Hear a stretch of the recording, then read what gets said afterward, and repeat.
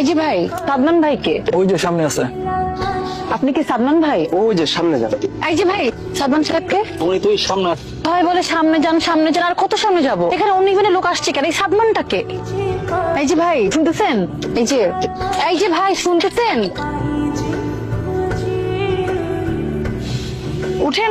আপনি উঠেন। আপনি উঠেন, আপনি পড়ে আছেন। আপনি শুয়ে আছেন, আপনি উঠেন। এই সমস্যা কি আপনার? মই তো ঢাকা থেকে করছেন কেন? আমি সরি, আপনি কি বেশি ব্যথা পাইছেন?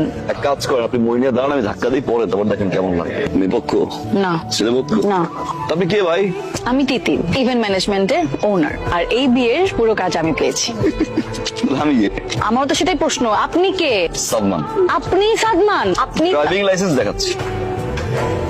আপনি আপনার ডেকোরেশনের লোকজন নিয়ে এখান থেকে বিদায় হন, যান। এই বিয়ের কাজ আমি পেয়েছি, আমি করব। কত একদিন ধরে বিয়ের কাজ চলতেছে, হুট করে আগার থেকে টাপাস করে পরে বলতেছে বিয়ের কাজ আমি পাইছি। সালমান ভাই, আমাদের মধ্যে একটা মিসআন্ডারস্ট্যান্ডিং হয়ে গেছে।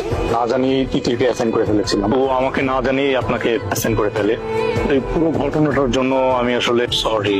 ভাইয়া, যেহেতু একটা মিস্টেক হয়েই গেছে, একটু দেখেন না। যেহেতু বিয়েটা জয়েন্টলি হচ্ছে, ইভেন্টটাও তো জয়েন্টলি হওয়া দরকার, তাই না স্যার? আপনি এগুলো কি বলতেছেন? একটা ইভেন্টে দুটো ফার্ম একসাথে কিভাবে কাজ করবে? তাই তো।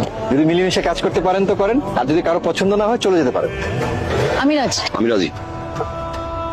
তিতির, এই সময় ঘোড়া এখানে? একটা ছেলে যখন বিয়ে করে, সে হয় গাড়িতে চড়ে আসে, না হলে আসে হুন্ডা চড়ে, কিন্তু আমরা আপনার জন্য এনেছি একটা ঘোড়া। আমাদের মেয়েদের একটা স্বপ্ন থাকে, কোনো এক রাজপুত্র এসে আমাদের নিয়ে যাবে। আপনি তো আমাদের রাজপুত্র, আপনার জন্য আমরা একটা ঘোড়া এনেছি।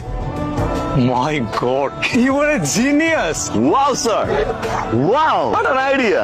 রাজপুত্র আসবে ঘোড়ায় চড়ে, কিন্তু এই রাজপুত্র আসবে টাট্টু ঘোড়ায় চড়ে। Excuse me? টাট্টু ঘোড়া, এই ঘোড়াতে তো মাল টানে। বিয়ে বাড়িতে হাজারো মানুষ থাকে, কেউ ছবি তুলবে, কেউ ভিডিও করবে।